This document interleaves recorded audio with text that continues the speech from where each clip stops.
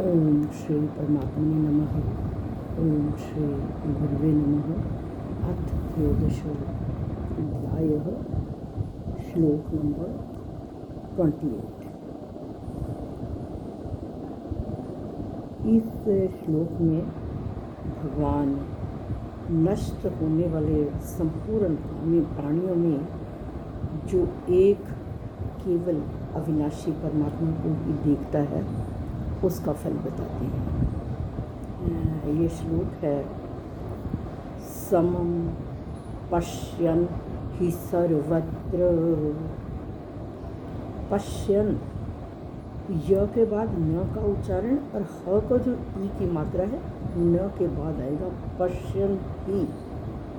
समम पश्यन् हि सर्वत्र, क्योंकि ह को छोटी की मात्रा है इसलिए ही के साथ ही हम सर्वत्र को साथ बोलेंगे।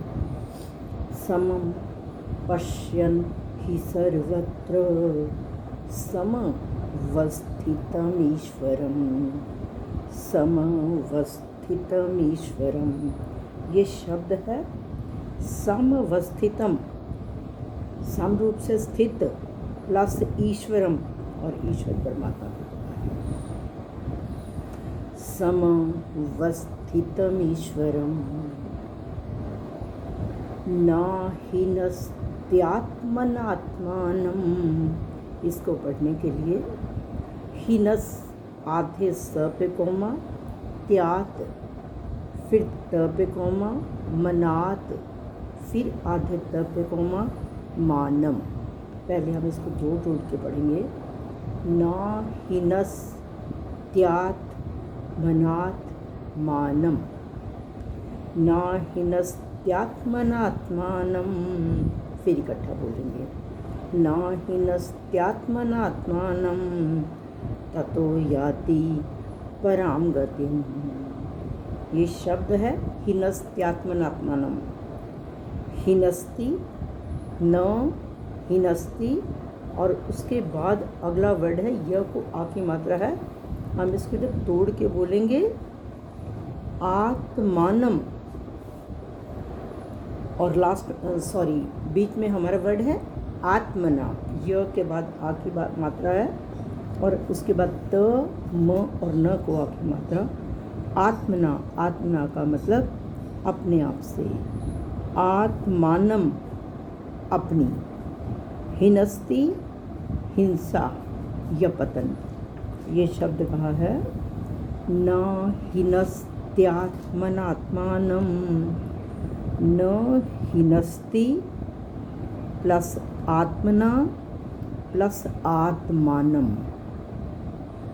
न हीनस्ति प्लस आत्मना प्लस आत्मानम, और आत्मना का मतलब अपने आप से, आत्मानम अपनी, हीनस्ति का मतलब हिंसा।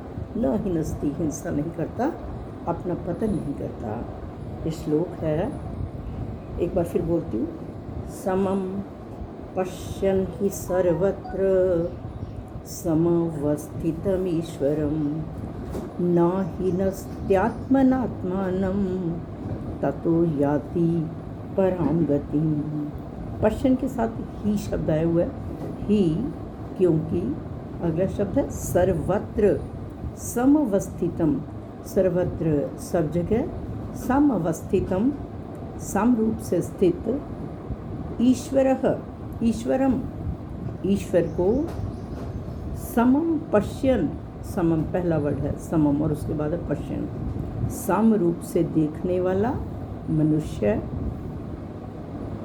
आत्मना, थर्ड पार्ट में हिनस्ति के बाद अगला शब्द है ना, हिनस्ति के बाद हिनस्ति के उसमें लास्ट वाला शब्द है आत्मानम, और उससे पहला शब्द है आत्मना।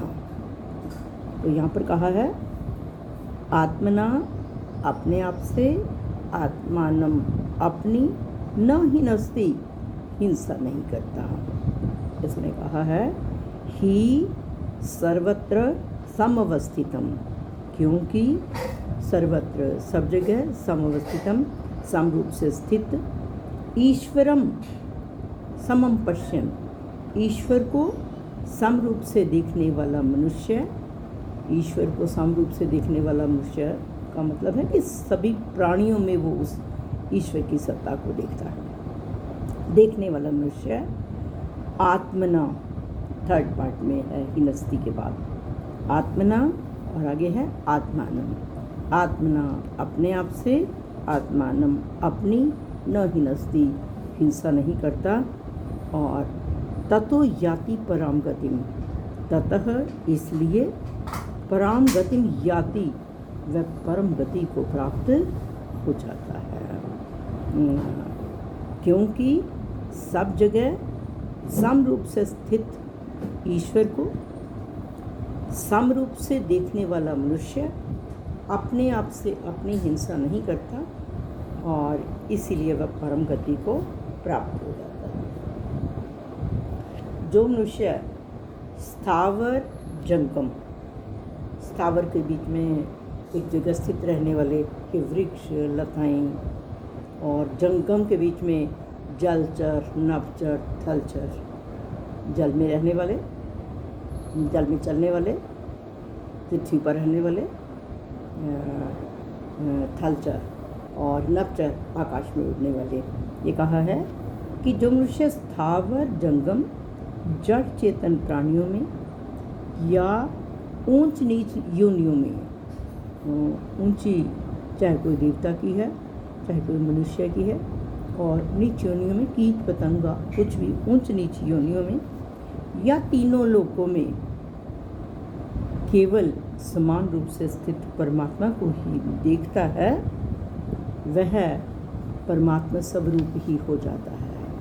परमात्मा के साथ उसकी अभिन्नता, भिन्नता का मतलब तो अलग, लेकिन अभिन्नता परमात्मा स्वरूप ही बन जाना है।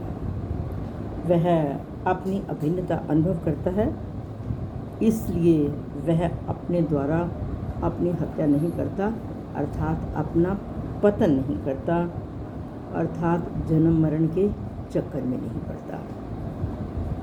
और आगे कहा है, शरीर के साथ तादात्म्य करके मनुष्य, तादात्म्य करने का मतलब शरीर के साथ संबंध जोड़ के, ये मेरा है, मैं अपने लिए कर रहा हूँ।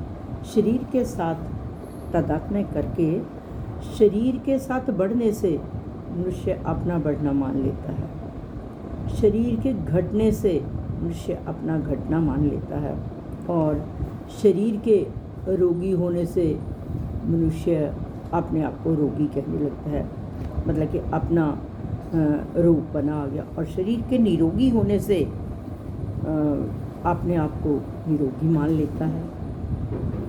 वास्तव में आत्मा में कुछ नहीं होता, मनुष्य संबंध जोड़ लेता है, और शरीर के साथ मरने से अपना मरना, जितने शरीर में विकार आते हैं उन विकारों को मनुष्य अपने आप में समझ लेता है स्वरूप में, और जन्म मरण के चक्कर में पड़ जाता है। परंतु जिसकी दृष्टि यहाँ पर कहा है शरीर की तरफ से हटकर केवल सर्वव्यापक परमात्मा जो सबका शासक है उसकी तरफ जाती है, फिर वह अपनी हत्या नहीं करता, जन्म मरण के चक्कर में नहीं पड़ता। ये जो जितने अपने में संसार और शरीर के विकारों का जो अनुभव है फिर वह नहीं करता। ये केवल जब तक हम संबंध मानते रहते हैं, हम उस परमात्मा की सत्ता को समझते नहीं, तब तक जन्म मरण के चक्कर में पड़े रहते हैं।